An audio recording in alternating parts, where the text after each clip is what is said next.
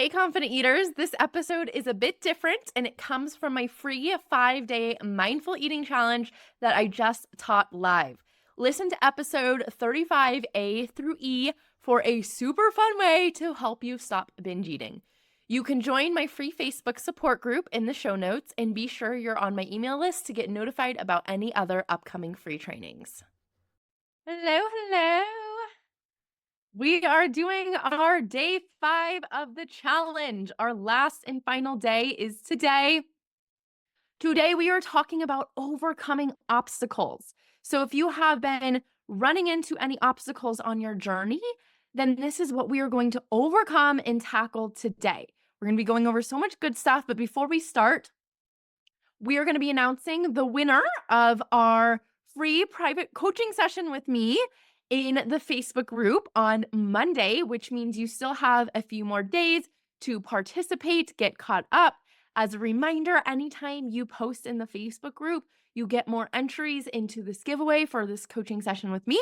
So make sure you continue to participate, share your wins, obstacles, challenges, successes, and we'll all be there supporting you. Now, this challenge has also been a fantastic deep dive into mindful eating, but the real transformation is going to happen with ongoing support and by addressing the entire 6 pillars of my Confident Eater program. So, I go over mastering your mindset, eating anything in moderation, which mindful eating is a part of, but there's so much more. And we go over my signature trigger food process with that, learning about your urges and how to manage them in a stress free way, your hunger and fullness, feeling confident no matter where you are, and then finally maintaining your progress. I also have a full money back guarantee because I'm 100% confident that this program will help anyone who has been eating and overeating. So I only have a few spots left open to work with me one-on-one, and mindful eating challengers are going to get first priority on the opportunity to join the Confident Eater program. I also have our limited time bonus custom journal that expires next Friday, the 11th. So make sure you get a call booked in with me ASAP. These are free calls that you can use to really discover if this program is the right fit for you. All right, so let's go over these common obstacles and how to conquer them. The first obstacle that you might be coming into contact with is if you feel overwhelmed. If you feel like, wow, this challenge has been so amazing, there's so much goodness in it, but I just feel overwhelmed. I'm not even sure where to start. My solution to this is I want you to start small. Start with just one action step. Start with just one day of the mindful eating challenge. You're going to have access to the replays of this challenge, both in the Facebook group, Become a Confident Eater, and on the podcast, the Confident Eater or Become a Confident Eater podcast. And this is where you can really take it at your own pace. So maybe start with day 1 and really make sure you nail those skills before moving to day 2. We often flood ourselves with information, but information does not make changes. Actions make changes. So the sooner you start taking actions, the sooner you're going to start changing your brain. So start with just eating one meal mindfully. Choose one little thing that you can do at your next meal and then celebrate the heck out of yourself when you do it. Don't tell yourself, I'm not doing enough. I'm never going to get there. It's these small little changes that are going to build up to these big changes that you want of being a confident natural eater. Now, I'm also going to help you distill everything down that you need into very simple steps in my program. So you always have that option available to you too. If you want to watch TV or a movie while you are eating, if you're having a really hard time with the undistracted component of our mindful eating guidelines, first, I want you to know that this is normal and that if you are having trouble bringing your attention away from the TV, that's okay. Because if this is something you've been doing for years and years and years, eating your food in front of the TV, your brain has a very strong association with the food and TV right now. But each time you don't do it, you are breaking that association and literally rewiring your brain. Now, if there's the occasion where you do want to start watching TV again, or you do want to introduce movies, we can do that because I can tell you I do not eat 100% of my meals just mindful, not in front of any distractions. The reason I'm able to be a little more distracted now is because I've really conquered my hunger and fullness signals. I know exactly what they sound like, and I've dialed them up so much that now when I hear them, I know, like, I am done. I am ready to stop. It is very clear to me whether I'm hungry or full.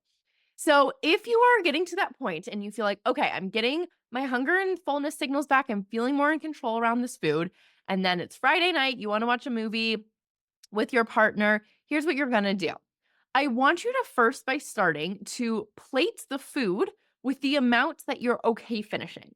So in the event that you just accidentally totally tune out of your food and you end up finishing, your entire bowl of popcorn or whatever you're eating, make sure it's an amount that you're okay eating to make it easy for you. Now you might stop before, and that's definitely something I work with people on is how to leave food behind effortlessly.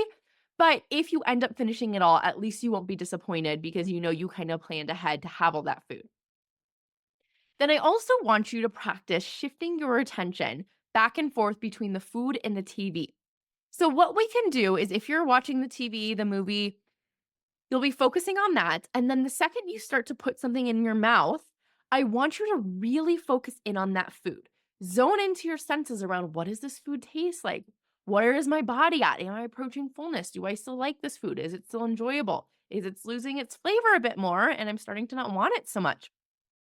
All of those questions can take like half of a second to do if you do them intentionally. So you're putting the food in your mouth, you're noticing it, maybe even like as you're if you're watching this, my eyes are kind of going down and I'm like going inwards. I'm like, okay, what's going on in my body? You're noticing that. And then you bring your attention back to the TV. So you're kind of switching back and forth instead of trying to give your attention fully to the TV or fully to your popcorn. You're able, sorry, you are focusing on the TV most of the time, but now we're switching our attention back from the TV to the popcorn. Okay, so the next thing you might run into is if you get distracted while eating with others. So if you are having a meal with friends, with family, you just feel like I just can't tune in, I'm just getting distracted. The first thing I want you to remember is that the more you practice doing this alone, the easier it's going to be with others. So, the more you practice mindful eating on the day to day in your own space, you can think of going out to dinner with friends as like playing the game. We're playing the soccer game, and at home is practicing for the soccer game. So, the more you do it at home, the more you're building the skill, and then it'll be easier when you go out. I also want you to remember that it's okay for silence to happen. Americans in particular are really bad with letting silences happen. We think that they're awkward, we just want to keep talking. But a silence is a really good opportunity for you to check in your body with your body and to really enjoy the food. So if someone is talking and you're kind of thinking about their response, maybe taking a bite of food and just allowing yourself to chew the food before responding. Or if you are thinking of what to say next, just be like, let me think about this for a second and chew your food while you're thinking about it. You can allow those pauses to happen in your conversation so you can check in with your body. You also can do mini check ins throughout your meal. So even when you're talking to someone, you can take a second, just like you do when you're watching TV, to go inwards to your body and say, what am I noticing right now? You can do that all in the middle of having a conversation with someone as long as you do it intentionally. I also like to make this guideline of pausing at the halfway mark.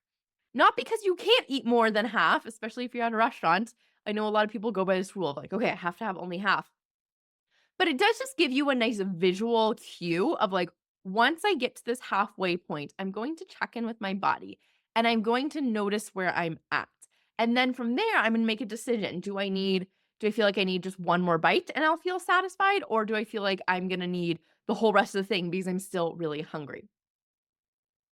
Finally, if you're running the obstacle of you know what to do, but you just aren't doing it. Who has said this before? I know we all have. I used to think this all the time of like, okay, I have so much information, but why am I not doing it? This is where the deeper mindset work comes in. This is where we really have to dig into our brain and ask ourselves, where are we getting stuck and why? Is there a place my brain doesn't feel safe around this new habit? Is there an old belief that's popping up that's keeping me stuck and giving me this upper limit of that I can't pass? Now, so we're going to require our mind to do some value shifting because we live in a hustle capitalistic culture. And in this culture, we are taught to do more, more, more, more, more. We are not taught to sit down and rest. And so if you're running into obstacles where you're like, I know what to do, but it just feels so hard to do, you might need to start looking at, well, how was I taught about rest growing up? How was I taught about taking time for myself? What do I think is allowed for me to do? Am I allowed to take 15 minutes for a meal or am I supposed to get back to work? That will help you uncover what's the deeper reason this might not be working. There's a lot of times unconscious blocks happening that we need to work through in our mind, and coaching can help you do this. I help people coach on your unconscious mind. So a lot of coaches will just go to the logical thoughts of, well, you know that this is the right thing to do, so you just need to try harder this week. No, we need to look at what's actually blocking you. I have never met another binge eating coach who is using the techniques I do to coach this underlying unconscious part of your brain, because this is what allows us to feel safe and worthy of becoming a natural eater. That's another part. If someone doesn't feel that they're worthy of achieving these habits and goals, that is going to block you.